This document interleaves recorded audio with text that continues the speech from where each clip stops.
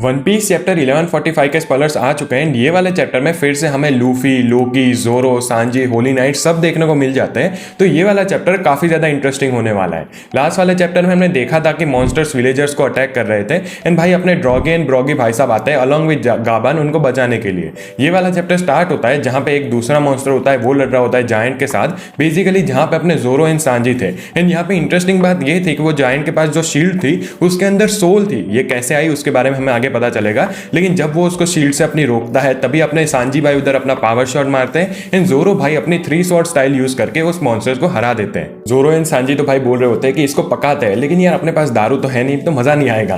लेकिन सीरियस बात ये होती है कि वो अपना जायंट कहता है कि इस बंदे के अंदर सोल इसकी वजह से है क्योंकि उसका बाप था वो बिग मॉम से लड़ने गया था। एंड वो जूस की भी बात करते हैं, फिर वो बताते हैं कि भाई जूस तो अपनी नामी के पास है अभी। लेकिन तभी इंपॉर्टेंट सीन शिफ्ट होता है जहां पे लोकी भाई गिरे हुए होते हैं एंड वो सबको बताते हैं कि वर्ल्ड गवर्नमेंट के कुछ बंदे वो यहाँ पे आए होते हैं। यहाँ पे सब लोग शॉक्ड हो जाते हैं। लूफी भी कहता है कि वर्ल्ड गवर्नमेंट वॉरियर्स हो एंड यहाँ पे वो उनको पूछते हैं कि तूने ही उनको पहले ललकारा होगा इसलिए वो तेरे से बदला लेने आए होंगे।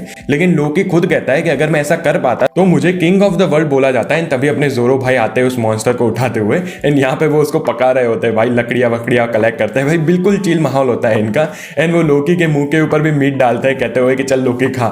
एंड भाई बहुत ज्यादा फनी सीन होता है ये। उसकी वजह से लोकी भाई के मुंह के ऊपर फिर से एक बर्न आ जाता है। लेकिन मजाक से हटके बात करें तो वो कहता है कि मुझे अभी भी पता है कि रेड हेयर की लोकेशन क्या है, लेकिन अगर तुम चाहते हो कि मैं तुम्हें उसकी लोकेशन कहूं तो पहले मेरी चेन्स को टेक ऑफ करो। लोकी कहता है कि मुझे पता है वो फीलिंग कैसी होती है जब तुम एक पायरेट को लुकअप करते हो एंड भाई उससे बहुत ज्यादा बैडली मिलना चाहते हो। तो उससे पूछते हैं कि भाई तू भी किसी पायरेट को लुकअप करता था। तो लोकी की हमें एक बैक स्टोरी देखने को मिलती है जहां पे वो एक पायरेट को कह रहा होता है कि प्लीज मुझे भी तुम्हारे साथ ले चलो, लेकिन वो तब बहुत ज्यादा छोटा बच्चा था। जो शैडोई फिगर है वो रॉक्स डी जेबेक की तरह लग रही है, जो कि रॉक्स पायरेट का कैप्टन था वो। उसके बाद सीन शिफ्ट होता है जहां पे गावान हमें देखने को मिलता है। वो कहता है कि मुझे कोई स्ट्रेंज वॉइस सुनाई दे रही है एंड वो यहां तक कहता है कि अगर एल्बाफ सेफ नहीं है फिर भी this is the end of the days, मतलब शायद से यहाँ पे एल्बाफ डिस्ट्रॉय होने वाला है। उसके बाद फिर से हम लोकी के फ्लैशबैक में जाते हैं जहां पे वो लड़ता है रॉक्स पायरेट से, बेसिकली उसका कैप्टन से। एंड भाई वो बिल्कुल भी मर्सी नहीं दिखाता लोकी को, भले ही वो बच्चा हो। यहाँ पे हमें जो व्हाइट बियर्ड होता है वो उसको कहता भी है कि भाई तू अपनी वेपन एक बच्चे के ऊपर यूज कर रहा है एंड वो उसको कहता है कि शट अप न्यूगेट। तो ऑलमोस्ट कंफर्म्ड ही है कि भाई ये अपने रॉक्स पायरेट ही थे।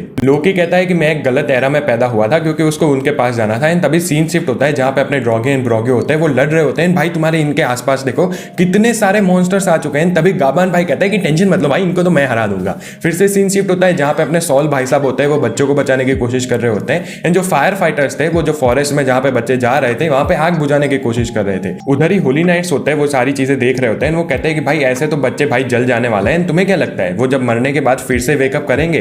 तो गुनको भाई काफी क्रीपी चीज कहती है इसको रॉबिन के साथ मिलना चाहिए। वो कहते हैं कि हाँ वेकअप कर सकते हैं, लेकिन तब उनका फेस बचा ही नहीं होगा, वो सिर्फ बोन्स हो गए। एंड भाई यहाँ पे सीन शिफ्ट होता है जहां पे फिर से बच्चे जा रहे होते हैं। जो फायर फाइटर्स होते हैं वो अपनी पूरी कोशिश कर रहे होते हैं आग को बुझाने की, लेकिन नहीं कर पा रहे होते हैं। एंड तभी अपने जिन्बे भाई साहब आते हैं, अपने वाटर अटैक यूज करते हैं। आपको पता है भाई वो तो ये है भाई अपने क्या कहते हैं इसको, फिशमैन है। तो वो आसानी से जो फायर होती है उसको पुट आउट कर देते हैं। भाई सब लोग खुश हो जाते हैं। यहाँ पे अपनी रॉबिन एंड चॉपर भी होते हैं, उनको भी पता चल जाता है कि ओ जिम्बे भाई साहब नियर बाई है हमारे। जो क्रॉन होता है बेसिकली गाबान का बेटा जो स्ट्रॉ हैट्स की मदद कर रहा था, वो कहता है कि जिम्बे भाई साहब तुमने जो चीज की वो बहुत ज्यादा कूल थी। मुझे पता है बच्चे मुझे बहुत ज्यादा हेट करते हैं स्कूल में, लेकिन मैं फिर भी खुश हूं कि तुमने उसको बचा लिया। लेकिन तभी उसके सामने अपनी गुंको अपीयर कर जाती है। वो कहते हैं कि स्कूल के बाहर एक बच्चा है एंड वो बच्चा बहुत ज्यादा राउडी है। एंड भाई उसको देख के बेचारे बच्चे की फट जाती है। यहाँ पे ही ये वाला चैप्टर खत्म हो जाता है। पर्सनली भाई मुझे ये वाला चैप्टर बहुत ज्यादा पसंद आया क्योंकि इसमें हमें लोकी भाई साहब की थोड़ी बैक स्टोरी देखने को मिली। एंड भाई मैं तो भाई रॉक्स पायरेट का बहुत बड़ा फैन हूं, मुझे देखना है भाई रॉक्स डी जेबेक कैसा निकलता है।